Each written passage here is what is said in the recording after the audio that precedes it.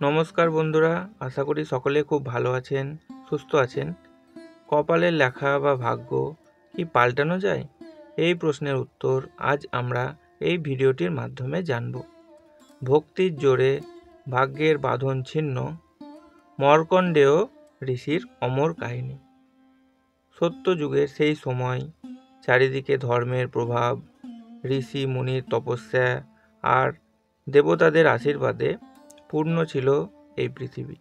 হিমালয়ের পাদদেশে তখন এক মহা তপস্বী বাস করতেন, ঋষি মৃকণ্ডু। তিনি ছিলেন সত্যনিষ্ঠ, সদাচারী, কিন্তু তার একটাই দুঃখ, সংসারে সন্তানহীনতা।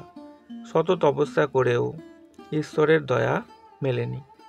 তার স্ত্রী মৃকণ্ডু মাতা একদিন কাঁদতে কাঁদতে বললেন, প্রভু, সন্তান না পেলে আমাদের তপস্যা পূর্ণ হবে না। দেবতারা কি আমাদের অভিশাপ দিয়েছেন?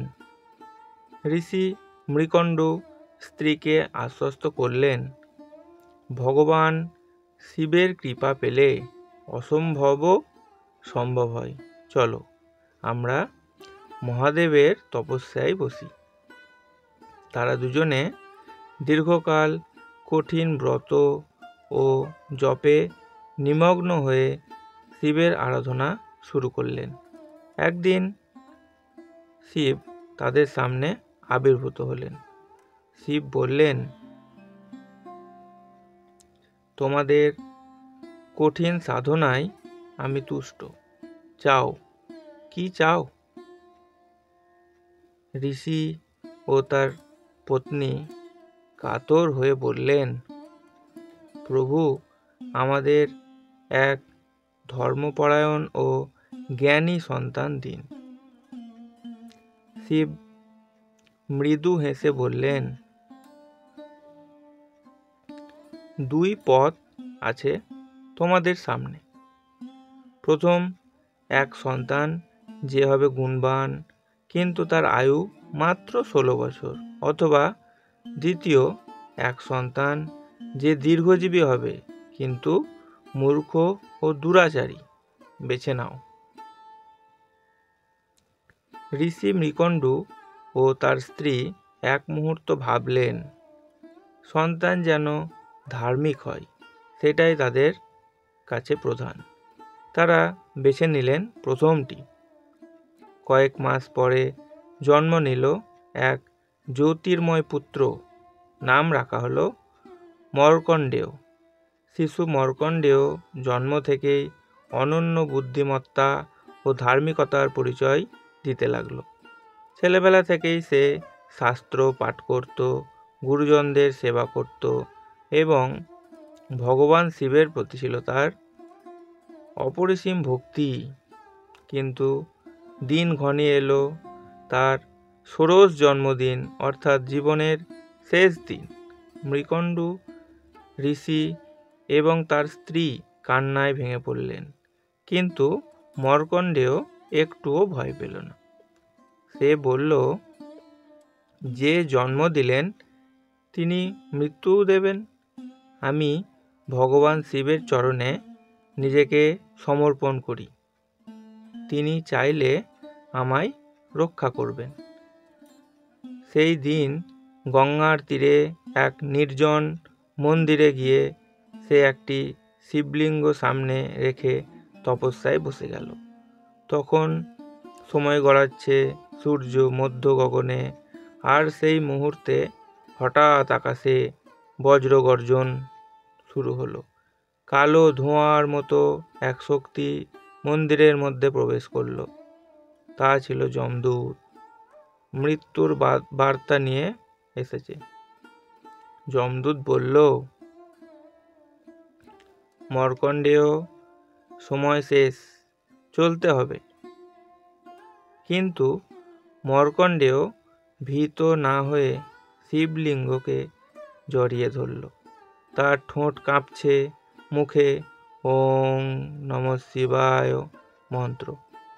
যমদূত জোর করে মার্কণ্ডেয়র প্রাণ নিতে গেল। ঠিক তখনই হঠাৎ চারিদিকে আলোয় ঝলমল করে উঠল, বজ্রবিদ্যুৎ কেঁপে উঠল এবং শিবলিঙ্গ ফেটে উঠে দাঁড়ালেন স্বয়ং ভগবান মহাদেব। চোখে অগ্নিদৃষ্টি, কণ্ঠে গর্জন, হাতে ত্রিশূল। তিনি বললেন,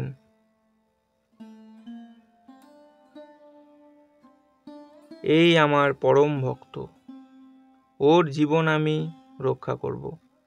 আমার শরণাগত কারো আমি ক্ষতি হতে দেব না। শিব তখন যমদূতের ওপর ত্রিশূল নিক্ষেপ করলেন। যমদূত কাঁপতে কাঁপতে শিবের সামনে মাথা নত করল। প্রভু, আমি শুধু নিয়ম মানছি, ওর আয়ু শেষ। শিব বললেন,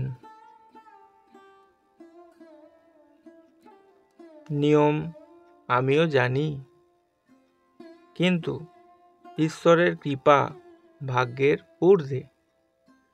আমার ভক্তের জন্য আমি নিজেই তার ভাগ্য লিখব।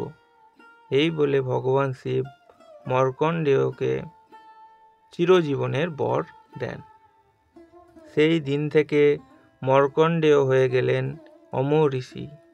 তিনি বহু পুরাণ ও ধর্মগ্রন্থ রচনা করেন, যেমন মার্কণ্ডেয় পুরাণ, এবং পরবর্তীতে হিন্দু ধর্মের এক স্তম্ভে পরিণত হন।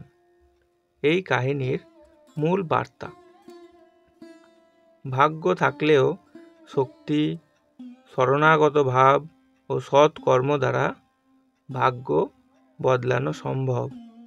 ঈশ্বরের কৃপা পেলে মৃত্যুকেও জয় করা যায়।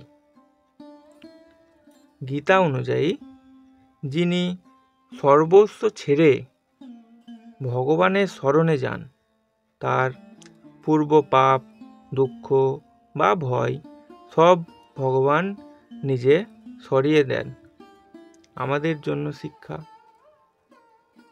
যদি আমরা সৎ পথে চলি, ভগবানকে হৃদয়ে স্থান দিই এবং কর্মে স্থির হই, তবে কপালের অন্ধকার রেখাও মুছে যায়। ভাগ্য নয়, ভক্তি শেষ কথা, এবং সেটাই গীতা ও পুরাণের চিরন্তন সত্য। আপনাদের কাহিনীটি ভালো লাগলে একটি লাইক করে দেবেন। আরও এরকম কাহিনী শুনতে চাইলে আপনারা চ্যানেলটি সাবস্ক্রাইব করতে পারেন।